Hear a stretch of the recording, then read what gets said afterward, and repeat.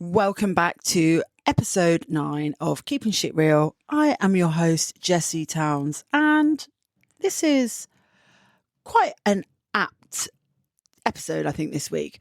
Let's talk about the holidays. Let's talk about Christmas. Let's talk about the chaos that is probably about to ensue in it's the 25th of November, in approximately 1 month today, the chaos. But more so for us, for those of you that don't know, I've got 3 sons, a neurotypical 16-year-old, 8-year-old twins that both got ADHD, and the younger twin has PDA with a high-functioning ASD. We find that Christmas is really difficult. There's a lot of demands, and it just literally seems to send people and children batshit crazy. And I just want to remind you that whatever your Christmas looks like is absolutely fine, because guess what? It's your Christmas. So who cares if your Christmas doesn't look like the Marks and Spencer's catalogue, or doesn't look like every other goddamn TV advert at the moment is Christmas, Christmas, Christmas, Christmas, Christmas. Because actually, that's not real life. And when you are a SEN parent, we have to adjust, we have to adapt, and we are constantly on our toes thinking of ways to not have any extra stress, any extra dysregulation, and also any extra cost, because as you know, being a SEN parent, it's expensive. Like, this shit is not cheap. Let's be perfectly honest here. And I just want to talk about how your Christmas is your Christmas and it's not anybody else's. You know, people have an expectation, but you probably had an expectation of what Christmas was going to look like with your family. So did we. We had 8 years of having, normal neurotypical Christmases where things were nice and calm and there was no batshitness leading up to it. But since the twins have come along, well, as the years have sort of progressed with the twins, and really I'd probably sort of say since they started nursery, the pressure as a parent when you've got kids that are neurodivergent is really unbelievable, in whether it's self-comparison with social media and the internet and what people have and what you haven't got, or what your kids want and you're not going to be able to give them. And it's really, really difficult to get the balance right. But I wanted to say that you do whatever makes your family happy, whatever keeps your kids happy, and whatever you feel is the right thing to do. A couple of years ago, we started adopting a much more different approach when it comes to Christmas. We only buy our children 5 presents. Yes, 5 presents. And they are something that they need, read, want, wear, and make. And basically, that is what we have done for the last 3 or 4 years. My very good friend put me into this mindset that children get a lot of shit. They get a lot of shit for Christmas. But also it's then your house is full of stuff. You spending a lot of money that's completely unnecessary. And actually, if you just buy 5 things that they need, read, want, wear, and make, it stops sibling rivalry. They're actually getting presents that they really, really want. And also, there's none of this, well, he got more than me. She got something else, and blah, blah, blah. But also, it just reins in how much money that we're spending. Now, for us, we have a very low demand Christmas Day. And actually, if I'm going to be honest with you, we tend to go away. We are going away this year, and we are going away on the 14th of December. We will not be back until the 2nd of January.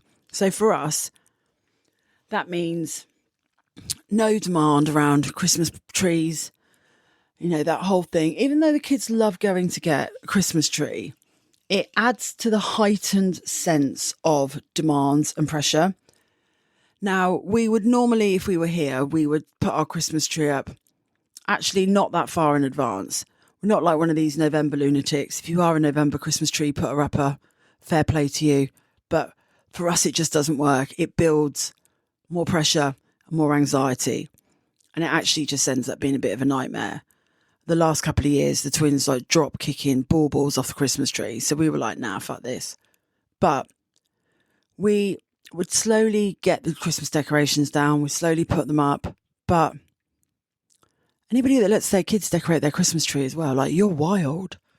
fair play, I can't get words out. Fair play to you though. But for us, it's a slow demand. This year, we probably won't have any Christmas decorations up apart from a few hanging things. There's absolutely no point. We're going away to Southeast Asia. And yes, I know you must think I'm mad, but my children have grown up around travelling on long-haul aircraft. In my day job, I actually work for an airline. So my children are very, very in tune to being away. They're actually really, really good travellers. But we try to also make sure that if we are here in the UK, that there's no pressure on Christmas Day. Christmas Eve, we don't do any matching pyjamas. We don't do Christmas Eve boxes. We don't do any of that shit. I find that's all quite a publicity stunt. It's media. It just doesn't work for us. We've tried it. And then there's just more presents. There's more pressure as you on a parent. And I think when you're pressured into doing something because everybody else is, it's actually taking the magic away. If you like Christmas pyjamas and Christmas Eve boxes, then fair play. But this is what this podcast is about today. This is all about, you don't have to do something just because everybody else is doing it. Your Christmas will look really different because you've got neurodivergent kids. And we try and, we streamline as much as we can and outsource as much as we can also. I normally order, if we're here, Christmas dinner to be collected from Marks and Spencer's on the 23rd or the 24th of December because I don't want to be cooking all day. I want to be spending the time with my family. Our family live over 100 miles away, so we don't ever have people come for us at Christmas. But even if we did live closer, I think the reality is it would be too much for our PDA to have people in the house on Christmas Day.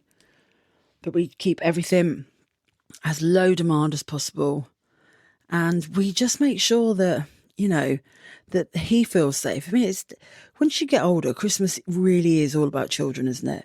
And you kind of, as much as I love it, I love Christmas films, but just trying to balance it all when you've got kids is really difficult, let alone when they're neurodivergent.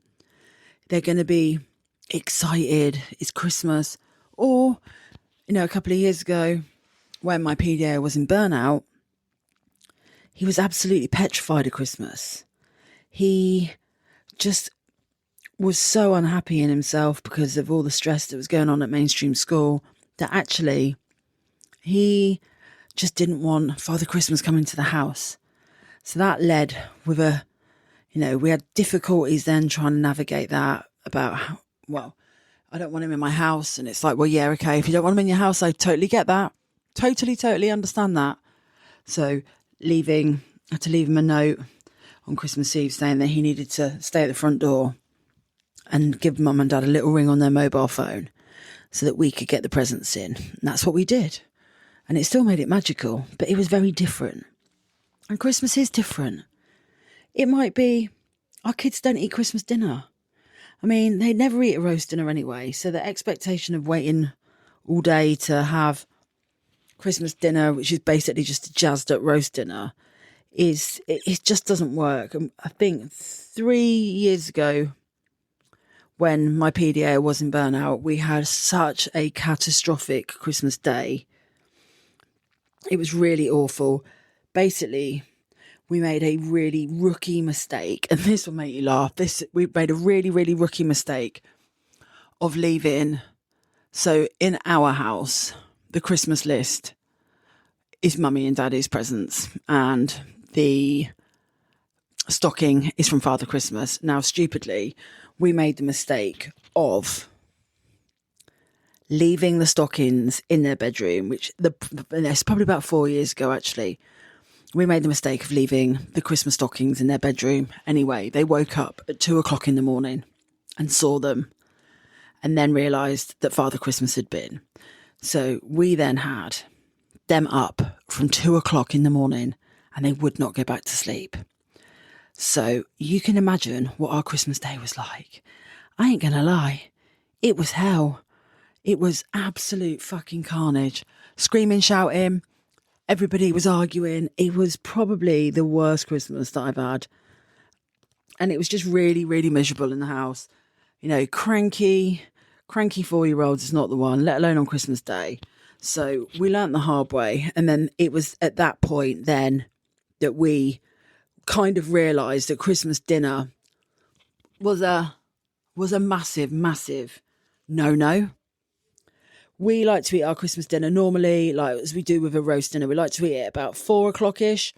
So then that year when, you know, they'd been up since 2 o'clock in the morning, we then decided, you know, they were, you know, to eat their Christmas dinner. Well, obviously come 4 o'clock in the afternoon from being up for near on 14 hours, it just caused absolute carnage. There was plate throwing, screaming, shouting.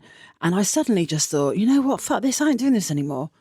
So the twins get fed at about 3:30. Well, the rest of the Christmas day is slowly cooking along and they eat pizza. And do you know what? I'm cool with that. In fact, I'm more than cool with that. I think it's a great idea that they're sitting and eating pizza because then it means that my husband and I and my neurotypical son can then sit down about an hour and a half later. We can have our Christmas dinner in peace and quiet. And we can, you know, enjoy our Christmas dinner without all this stress of you know, making sure that everybody else is all right. Yeah, it's not ideal, but actually it's ideal for us. And guess what? It works for us, and that's all that matters. And I feel, you know, the run up to Christmas is actually, I think, what makes Christmas the difficult thing for a lot of families. There's parties, there's this, there's that, there's, you know, like I said, every TV advert's Christmas, and it just heightens them. So by the time Christmas actually comes, they are so not over it. I'd say that that's the wrong word. They are so heightened and anxious about it, and you know, they want everything, don't they? Every TV advert. But by the time Christmas Day comes, a lot of the magic's kind of disappeared, and we just noticed that actually, when you've got kids that are neurodivergent, you just literally have to pick your battles wisely. It doesn't matter what it is, just because it's Christmas. And if you're having to spend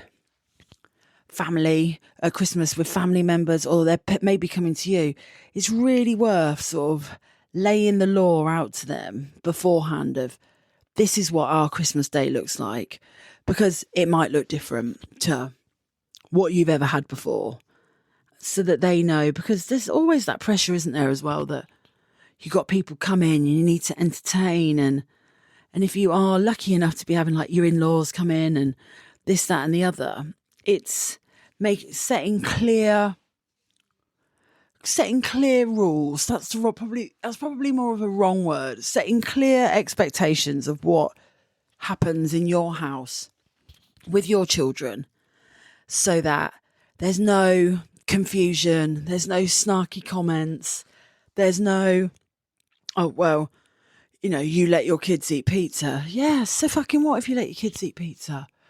That's what they like. They don't want a roast dinner. They don't want to be sat at a table. I mean, my kids are bonkers for crackers, don't get me wrong. Like, they love a Christmas cracker. But, you know, if there was a table of 20 of us and they're all going off, I don't think they would like them as much. And again, it's about people understanding what your family life looks like and how it can impact your children. And there's nothing worse than your kids not feeling comfortable in their own house. So don't be afraid to set a precedent to friends and family of, this is what our life looks like on Christmas, and this is what we need you to do. I know how stressful it can be, and trust me, we've had quite a few Christmases where it's been absolute carnage, and I've just thought, fuck this, I'm not doing this again. And actually, we've decided we're going to go away this year. It reduces the pressure. It's great to be in a different country, and it's really great to be somewhere hot. So don't worry about what everybody else is doing. And it's, you know, unfollow accounts that you feel are bringing you down. I just recently unfollowed a load of Instagram accounts that I kind of felt that every time I looked at them, I kind of felt that they were making me feel making me feel like I was a piece of shit, that I wasn't being the best that I could be, and that I should be doing more. And actually, that's not true. It's how I've perceived them. So I just, unfollow those accounts. Unfollow those accounts.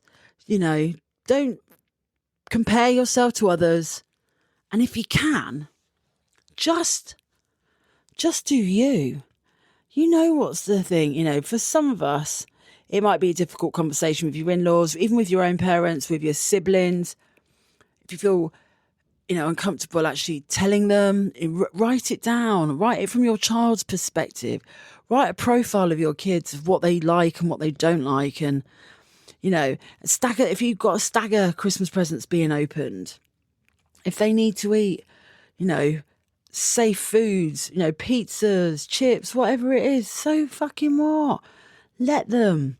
But don't be discouraged by this perfect life and this perfect, I wouldn't even say it's this comparison. It's really easy this time of the year to think, God, I wish I could be like them. So you try all this stuff, but actually it's you. It's us as the parents that end up really stressed out. It's us that, end up having to balance everything and stressed out. And at the end of the day, Christmas Day is a time for everybody.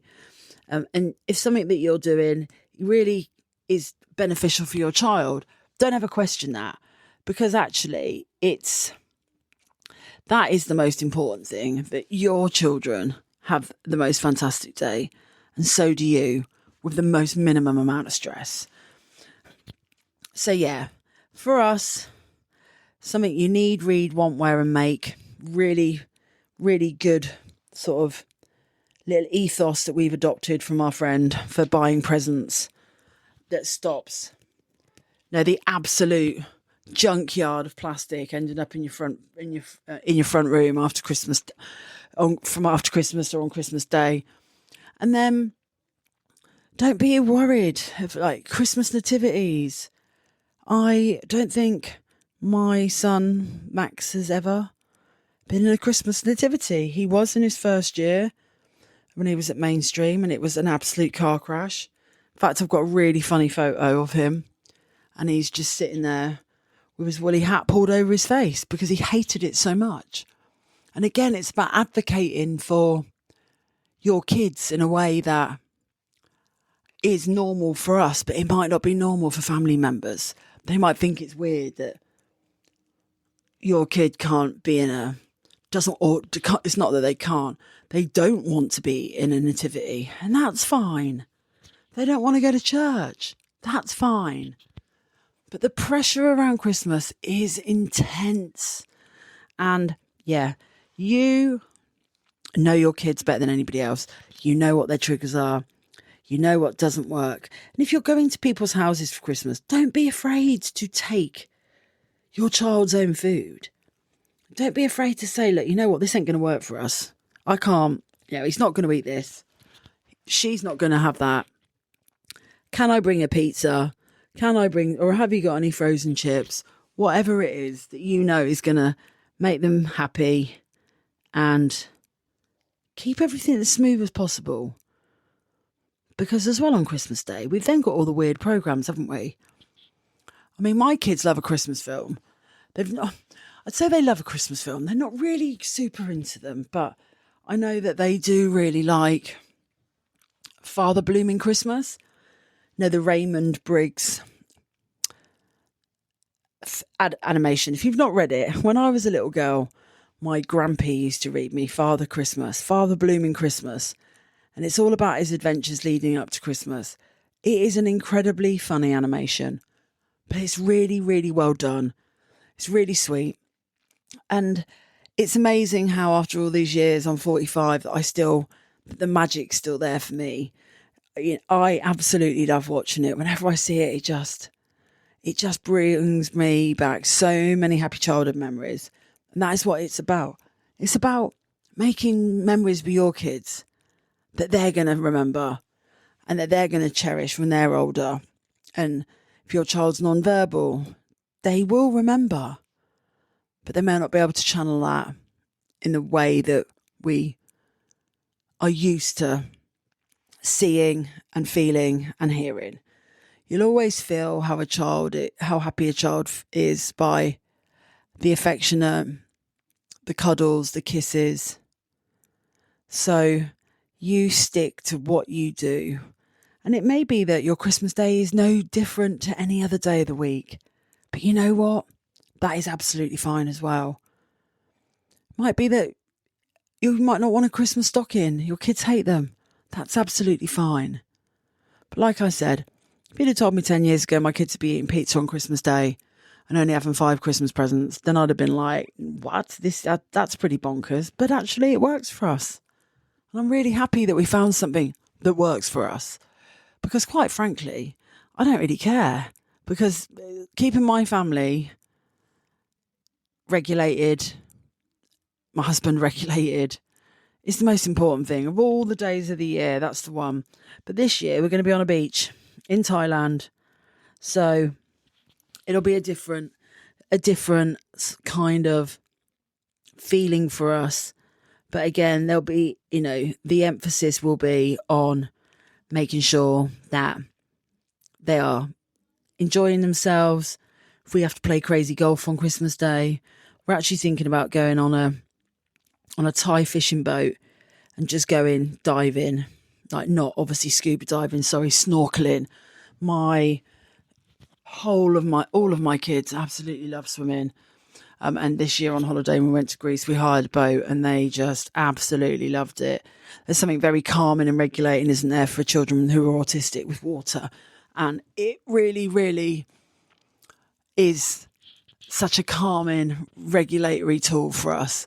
So I think that's probably going to be our preference. So we'll go out on a boat and do something.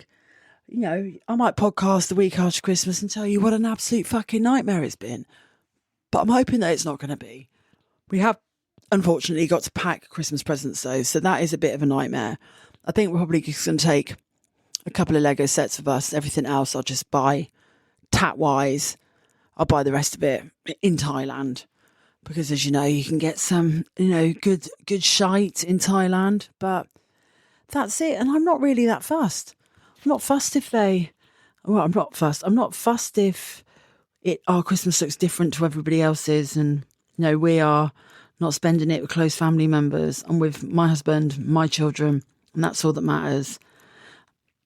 And that's just something else that if you don't want to be with family members because maybe they trigger and they are not as understanding, then you know what? Just do it. Save your own energy. Save your own peace. Do what is best for you and your family. Anyway, that was the end of my TED Talk. I hope I haven't gone on too much about Christmas. The whole point was Christmas. But yeah, I'm really excited that this is the end of episode 9. I hope you're still finding it as interesting. But next week I wanted to say, so next week's guest on the podcast will be the amazing Terry Mullaney, who's also known as the Autistic Makeup Artist on Instagram. Terry has a 7-year-old child with PDA, Miles, and she is also an absolute badass with local authorities, EHCPs, SEN Law and Code of Conduct. So Terry's going to be our guest next week. Can't wait.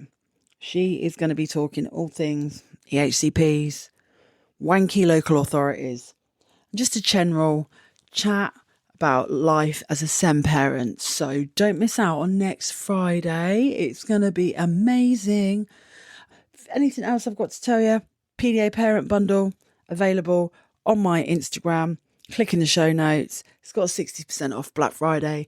Don't miss out, and I'll see you next week. Take care. Bye-bye.